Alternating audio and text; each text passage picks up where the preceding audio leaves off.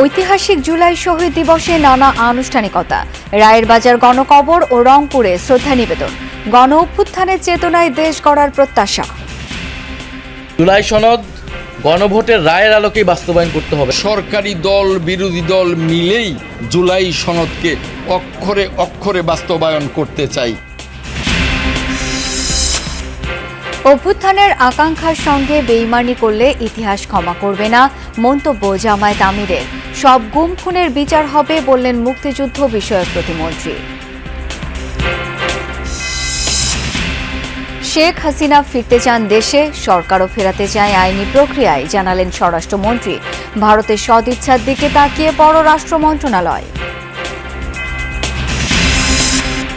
জিয়াউর রহমান হত্যায় দণ্ডপ্রাপ্ত পলাতক অবসরপ্রাপ্ত মেজর মোজাফফর হোসেন গ্রেপ্তার, সেনাবাহিনীর কাছে হস্তান্তর।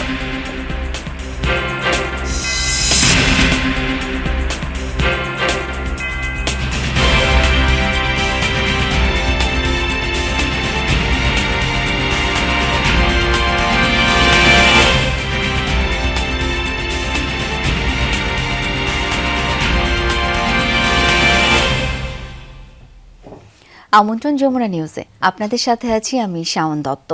এতক্ষণ শিরোনামগুলো দেখছিলেন।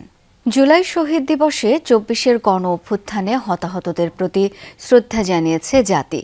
২ বছর আগে এই দিনেই আবু সাঈদ ওয়াসিম সহ ৬ তরুণের আত্মত্যাগের মধ্য দিয়ে বৈষম্য বিরোধী ছাত্র আন্দোলন নতুন মাত্রা লাভ করে, যা শেষ পর্যন্ত রূপ নেয় ফ্যাসিবাদ বিরোধী আন্দোলনে।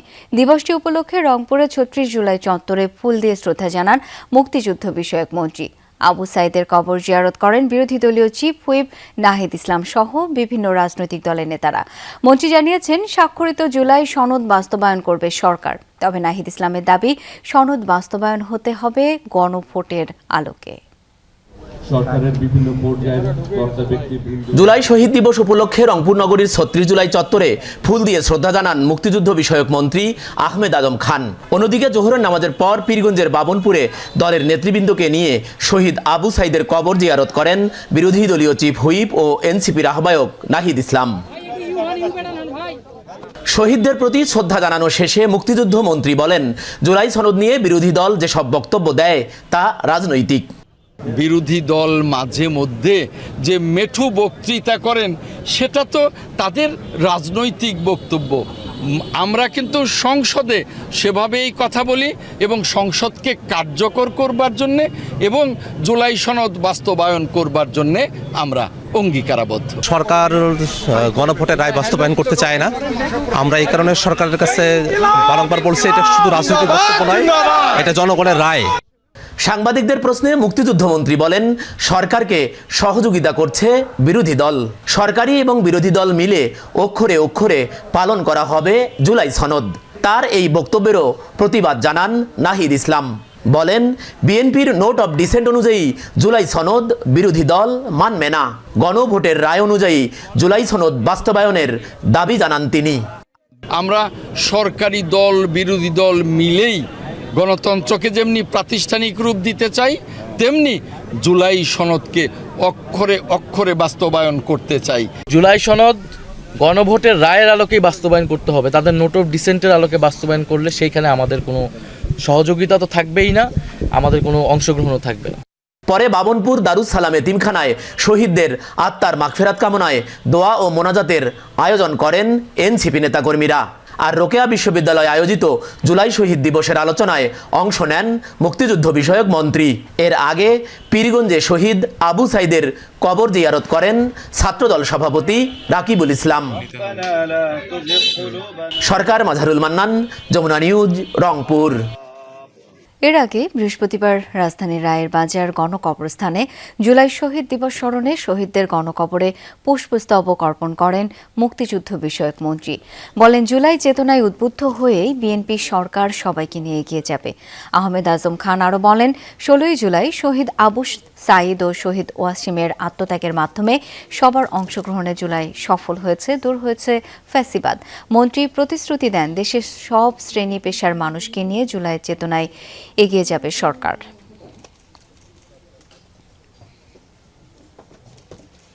জুলাই অভ্যুত্থানের আকাঙ্ক্ষার সঙ্গে কেউ বেইমানি করলে ইতিহাস তাদেরকে কখনো ক্ষমা করবে না বলে হুঁশিয়ারি দিয়েছেন জামায়াত আমির ও বিরোধী দলীয় নেতা ডাক্তার শফিকুর রহমান। বৃহস্পতিবার জুলাই শহীদ দিবসের আলোচনায় তিনি আরও বলেন, জীবন দিয়ে হলেও জামায়াত ২৪কে রক্ষা করবে। এ সময় ভারতীয় আধিপত্যবাদের বিরুদ্ধে জোরালো প্রতিবাদ জানান জামায়াত আমির। সংখ্যাগরিষ্ঠতার জোরে গণভোটকে অবজ্ঞা না করার আহ্বান জানান বিরোধী দলীয় নেতা। জুলাই শহীদ দিবস স্মরণে রাজধানীর কাকরাইলে ছিল জামাতে ইসলামীর আয়োজনে আলোচনা সভা। দলীয় নেতৃবৃন্দের পাশাপাশি এতে উপস্থিত ছিলেন জুলাই যোদ্ধা ও শহীদ পরিবারের সদস্যরা। আলোচনা সভায় আবু সাইদ ওয়াসিম সহ অভ্যুত্থানে প্রাণ হারানো সব জুলাই যোদ্ধাদের স্মরণ করেন বক্তারা। তুমি শহীদদেরকে কবুল করার দেশটাকেও কবুল করো। আলোচনা সভায় প্রধান অতিথি হিসেবে বক্তব্য দিতে গিয়ে আবেগ আপ্লুত হয়ে পড়েন বিরোধী দলীয় নেতা ডাক্তার শফিকুর রহমান। বলেন, জুলাই যোদ্ধাদের আকাঙ্ক্ষার সাথে কেউ বেইমানি করলে ইতিহাস কখনো ক্ষমা করবে না তাদের। আমাদের জেনারেশনের হাতে, পরবর্তী জেনারেশনের হাতে একটা বাসযোগ্য সম্মানের দেশ আমরা তুলে দিতে পারলাম। আমাদের জন্য দোয়া করবেন। আমরা ইনশাআল্লাহ জীবন থাকতে কোনো অন্যায়ের কাছে মাথা নত করব। সংসদে বলেছি, বলতে থাকবো। দাবিগুলা ন্যায্য দাবিগুলো অর্জন না হওয়া পর্যন্ত সংসদের ভিতরে আমাদের লড়াই চলবে। ডাক্তার শফিকুর রহমান প্রতিবেশী দেশের আধিপত্যের নিন্দা জানিয়ে বলেন, বাংলাদেশের পররাষ্ট্রনীতি জনগণের অভিপ্রায় অনুযায়ী চলবে, কোনো দেশের প্রেসক্রিপশনে নয়। বলেন, বাংলাদেশের মানুষ এখন আর কারো চোখ রাঙানিকে পরোয়া করে না। আমরা ইনশাআল্লাহ জীবন থাকতে কোনো অন্যায়ের কাছে মাথা নত করব। সে যত বড় শক্তি হোক, কোনো ভয়টা দেখাই আমাদের কোনো লাভ নাই ভাই। আমরা ওই সমস্ত ভয়কে পাত্তা দিই। বাংলাদেশ ভয়কে জয় করে 2026 সালে এসে উপনীত হয়েছে। সংখ্যাগরিষ্ঠতার জোরে গণভোটের রায়কে উপেক্ষা না করার আহ্বান জানান সরকারকে।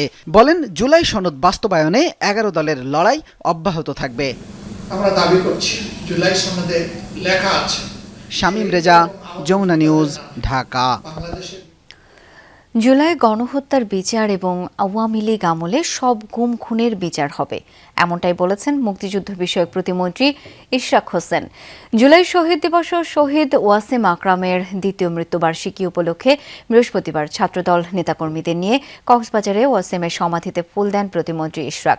এ সময় শহীদ ওয়াসিমের পরিবারের সদস্যরা উপস্থিত ছিলেন। ফ্যাসিবাদ মুক্ত দেশ গড়তে প্রত্যয় ব্যক্ত করেন তার স্বজন এবং সহযোদ্ধারা।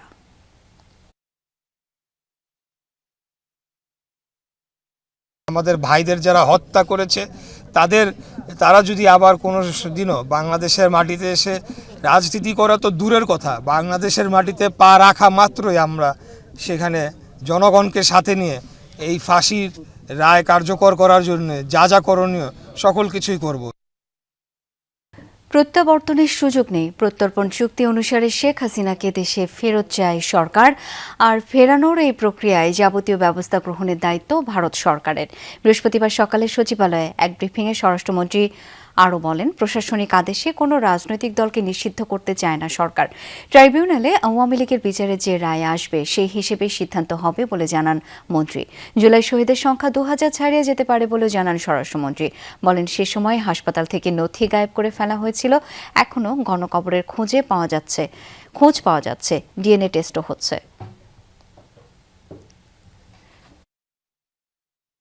প্রত্যাবর্তনের যে ঘোষণা ওখান থেকে মাঝে মাঝে দিচ্ছে, তো সেটা তো কিভাবে দিচ্ছে জানি না। আমরা তো তাকে আইনানুগভাবে ফেরত চাই। এক্সট্রাডিশন চুক্তি অনুসারে তাকে ফেরত দিতে গেলে তারা ট্রাভেল ডকুমেন্ট দিয়ে পাঠাবে না অন্য কোনোভাবে পাঠাবে, তারা সেই আইনানুগ ব্যবস্থাটা তারা নেবে। আমরা চাই আইনানুগ প্রক্রিয়ার মধ্যেই তিনি ফেরত আসুন। দণ্ডিত সাবেক প্রধানমন্ত্রী শেখ হাসিনাকে দেশে ফেরানো ভারতের রাজনৈতিক ও কূটনৈতিক সদিচ্ছার উপর নির্ভর করছে বলে জানিয়েছে পররাষ্ট্র মন্ত্রণালয়। বৃহস্পতিবার প্রতিমন্ত্রী শামা ওবায়েদ বলেছেন, পাসপোর্ট না থাকায় তাকে ফেরাতে হলে অবশ্যই ছবিযুক্ত ট্রাভেল ডকুমেন্ট ইস্যু করতে হবে। সাবেক এই প্রধানমন্ত্রী দিল্লিতে পলাতক আসামি হিসেবে অবস্থান করায় তার আলাদা কোনো স্ট্যাটাসও নেই বলে জানান প্রতিমন্ত্রী। বলেন, শেখ হাসিনা ইস্যু ঢাকা দিল্লি সম্পর্কে কোনো প্রভাব ফেলবে না।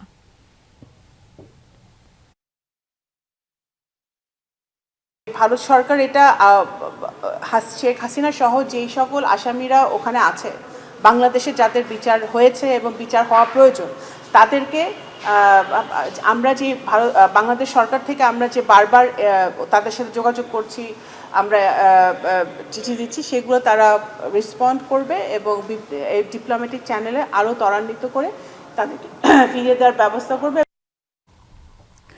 বন্যা পরবর্তী পরিস্থিতির কারণে চট্টগ্রামের অধীনে সব জেলায় এইচএসসি ও সমমান পরীক্ষা বন্ধ রাখার নির্দেশ দিয়েছে মাধ্যমিক ও উচ্চ মাধ্যমিক শিক্ষা বোর্ড। তবে অন্যান্য শিক্ষা বোর্ডের এইচএসসি ও সমমান পরীক্ষা নির্ধারিত সময়সূচি অনুযায়ী চলবে। বৃহস্পতিবার রাতে আন্তঃশিক্ষা বোর্ড সমন্বয় কমিটির এক বিজ্ঞপ্তিতে এই তথ্য জানানো হয়। বিজ্ঞপ্তিতে বলা হয়, বন্যায় ক্ষতিগ্রস্ত এলাকার সার্বিক পরিস্থিতি, পরীক্ষার্থীদের মানসিক ও শারীরিক অবস্থা এবং সংশ্লিষ্ট অংশীজনদের সঙ্গে আলোচনার ভিত্তিতে এই সিদ্ধান্ত নেওয়া হয়েছে। বন্যায় রাস্তাঘাট ক্ষতিগ্রস্ত হয়, পরীক্ষা কেন্দ্রে পরীক্ষার্থীদের যাতায়াতে চরম দুর্ভোগের বিষয়টিও বিবেচনায় নেওয়া হয়। বন্ধ হওয়া পরীক্ষার মধ্যে রয়েছে মাধ্যমিক ও উচ্চ মাধ্যমিক শিক্ষা বোর্ড, চট্টগ্রামের অধীনে এইচএসসি পরীক্ষা, বাংলাদেশ মাদ্রাসা শিক্ষা বোর্ডের আলিম পরীক্ষা এবং বাংলাদেশ কারিগরি শিক্ষা বোর্ডের অধীনে এইচএসসি ও ডিপ্লোমা ইন কমার্স পরীক্ষা। বিজ্ঞপ্তিতে আরও জানানো হয়, বন্ধ হওয়া পরীক্ষাগুলো সংশোধিত সময়সূচি পরবর্তী বিজ্ঞপ্তির মাধ্যমে প্রকাশ করা হবে। বিএনপি জুলাই ও মুক্তিযুদ্ধকে ধারণ করে, তাই রাষ্ট্র এবং সরকারের জুলাই যোদ্ধাদের পাশে থাকা উচিত, অন্যথায় তাদের প্রতি অকৃতজ্ঞতা হবে বলে জানিয়েছেন প্রধানমন্ত্রীর উপদেষ্টা ডাক্তার জাহিদুর রহমান। বৃহস্পতিবার বিকেলে রাজধানীর আগারগাঁওয়ে জুলাই শহীদ দিবস উপলক্ষে আলোচনা সভা ও জুলাই বিষয়ক অডিও ভিজুয়ালের প্রকাশনা অনুষ্ঠানে এমনটা জানান তিনি। বলেন, যারা বুলেটের সামনে দাঁড়িয়েছেন, কিছু পাবেন এই আশায় তা করেননি। এই আন্দোলনে পরাজয় হলে তাদের ঠিকানা হতো জেলখানা। তিনি আরও বলেন, অতীতে সব আন্দোলন এবং মানবিক মর্যাদার জন্যই হয়েছে। ২৪শে জুলাই ব্যর্থ হলে দেশ আবারও একই দিকে যাবে। ভবিষ্যতে জুলাইয়ের মতো ঘটনা আবারও দেশে ঘটুক, সরকার এমনটা চায় না। এই সময় কয়েক মাস ধরে জুলাই স্মৃতি ফাউন্ডেশনের কর্মকর্তাদের বেতন না হওয়া নিয়ে দুঃখ প্রকাশ করে এই বিষয়ে ব্যবস্থা নেওয়ার কথা জানান তিনি।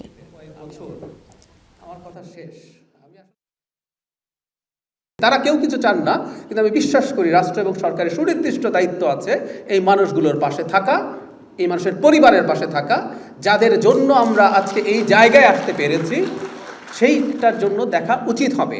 আদারওয়াইজ আমাদের মতো অকৃতজ্ঞ কেউ হবে বলে আমি মনে করি না। প্রয়াত রাষ্ট্রপতি জিয়াউর রহমান হত্যায় জড়িত পলাতক মেজর মোহাম্মদ মোজাফফর হোসেনকে ৪৫ বছর পর আটক করেছে ডিবি পুলিশ। তাকে সেনাবাহিনীর কাছে হস্তান্তর করা হয়েছে। এখন সেনাবাহিনীর প্রচলিত বিচার প্রক্রিয়ার মাধ্যমে তার বিরুদ্ধে পরবর্তী আইনগত পদক্ষেপ নেওয়া হবে। ১৯৮১ সালের ৩০ মে ভোররাত রাষ্ট্রপতি জিয়াউর রহমান তখন চট্টগ্রাম সার্কিট হাউসে। সেখানে হামলা চালায় কিছু বিপদগামী সেনা সদস্য। হত্যা করা হয় জিয়াউর রহমানকে। এই হত্যাকাণ্ডে সরাসরি অংশ নেয়া সেনা কর্মকর্তাদের মধ্যে মেজর মোজাফফর হোসেন ও ক্যাপ্টেন মুসলিউদ্দিন অন্যতম। মামলার বিবরণ অনুযায়ী মেজর মোজাফফরই প্রথম রাষ্ট্রপতি জিয়াউর রহমানকে শনাক্ত করেন এবং তাকে লক্ষ্য করে গুলি চালান। হত্যাকাণ্ড নিশ্চিতের পর তিনি ২৪ পদাতিক ডিভিশনের তৎকালীন জিওসি মেজর জেনারেল মঞ্জুরকে টেলিফোনে জানান, the president has been killed. সামরিক ট্রাইব্যুনালে জিয়াউর রহমান হত্যাকাণ্ডে জড়িত ১৮ জন অফিসারকে অভিযুক্ত করা হয়। তাদের মধ্যে ১৩ জনকে মৃত্যুদণ্ড এবং ৫ জনকে বিভিন্ন মেয়াদে সাজা দেয়া হয়, কিন্তু পালিয়ে যান মেজর মোজাফফর ও মেজর খালেদ। ৪৫ বছর পর এই মোজাফফরকে আটক করা হয় রাজধানীর বনানী ডিওএইচএস এলাকা থেকে।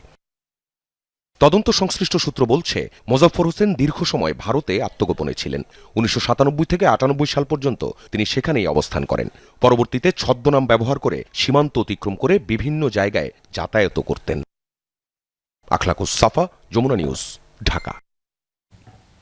জাতীয় যুব দিবস আবারও আগের মতো প্রতি বছর ১ নভেম্বর এবং আন্তর্জাতিক যুব দিবস ১২ই আগস্ট পালনের অনুমোদন দিয়েছে মন্ত্রিসভা। যুব ও ক্রীড়া মন্ত্রণালয়ের প্রস্তাবের ভিত্তিতে এই সিদ্ধান্ত নেওয়া হয়েছে। বৃহস্পতিবার বিকেলে সচিবালয় জনপ্রশাসন সভা কক্ষে প্রধানমন্ত্রী তারেক রহমানের সভাপতিত্বে মন্ত্রিপরিষদের বৈঠক অনুষ্ঠিত হয়। এর আগে অন্তর্বর্তী সরকারের সময়ে জাতীয় আন্তর্জাতিক যুব দিবস একত্রে ১২ই আগস্ট পালনের সিদ্ধান্ত হয়েছিল। তবে বর্ষাকালের কারণে যুব র্যালি, যুব সমাবেশ ও যুব মেলা আয়োজন ব্যাহত হয়। এতে যুব উদ্যোক্তারা তাদের উৎপাদিত পণ্য প্রদর্শন ও বিক্রিতে সমস্যায় পড়েন। পাশাপাশি জাতীয় যুব দিবস ছাড়া অন্য সময়ে আয়োজিত যুব মেলায় প্রত্যাশিত জনসম্পৃক্ততা ও বাণিজ্যিক সাফল্যও পাওয়া যায় না। এসব বিষয় বিবেচনায় নিয়ে মন্ত্রিসভা সিদ্ধান্ত দিয়েছে ১ নভেম্বর জাতীয় যুব দিবস এবং ১২ই আগস্ট আন্তর্জাতিক যুব দিবস পৃথকভাবে উদযাপন করা হবে। শীতলক্ষ্যা নদীতে নিখোঁজের ৮ ঘণ্টা পর নারায়ণগঞ্জ ফায়ার সার্ভিসের ডুবুরি দলের সদস্য সাদিকের মরদেহ উদ্ধার হয়েছে। বৃহস্পতিবার সন্ধ্যায় শীতলক্ষ্যা নদীর নিতাইগঞ্জের কেরোসিন ঘাট থেকে মরদেহটি উদ্ধার করে ফায়ার সার্ভিসের ডুবুরি দল। ফায়ার সার্ভিস কর্তৃপক্ষ জানায়, নদী ফায়ার স্টেশনের জেটির আশপাশে প্রচুর পরিমাণ কচুরিপানা জমে থাকায় তাদের নৌযান চলাচলে বেশ সমস্যা হচ্ছিল। সকালে কচুরি পরিষ্কার করতে স্পিড বোট নিয়ে সহকর্মীদের সঙ্গে কাজ করছিলেন সাদিক। এক পর্যায়ে তিনি স্পিড বোট থেকে পানিতে পড়ে নদীতে তলিয়ে যান। এরপর থেকেই নিখোঁজ হন সাদিক। নরসিংদীর পলাশে ঘোড়াশাল পলাশ ইউরিয়া সার কারখানায় সার বোঝাই ট্রাক থেকে চাঁদা আদায়ের অভিযোগ করে সংবাদ সম্মেলন হয়েছে। বৃহস্পতিবার বিকেলে নরসিংদী শহরের স্থানীয় একটি রেস্টুরেন্টে সংবাদ সম্মেলন করেন বাংলাদেশ ফার্টিলাইজার অ্যাসোসিয়েশনের ডিরেক্টর জেনারেল সাইদুর রহমান হুমায়ুন।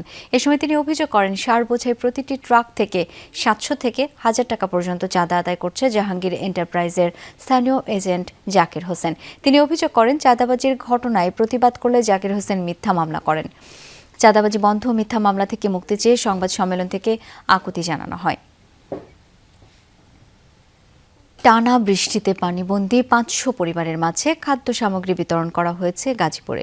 বৃহস্পতিবার বিকেলে কাশিমপুর এলাকায় পানিবন্দী পরিবারগুলোর হাতে খাদ্য সামগ্রী তুলে দেন গাজীপুর সিটি কর্পোরেশনের প্রশাসক শওকত হোসেন সরকার। এ সময় তিনি বলেন, সিটি কর্পোরেশনের বিভিন্ন এলাকায় অতিরিক্ত বৃষ্টির কারণে জলাবদ্ধতা সৃষ্টি হয়েছে।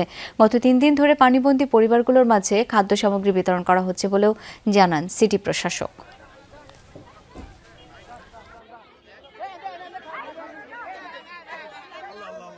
যে দিক দিয়ে পানি গড়াইতো সেইখানে অপরিকল্পিতভাবে বাড়িঘর এবং এই রাস্তা হওয়ার কারণে সেগুলো বন্ধ হয়ে গেছে। বন্ধ হয়ে যাওয়ার কারণে অতিবৃষ্টি হওয়ার কারণে এই এলাকাটার মধ্যে পানি জমছে।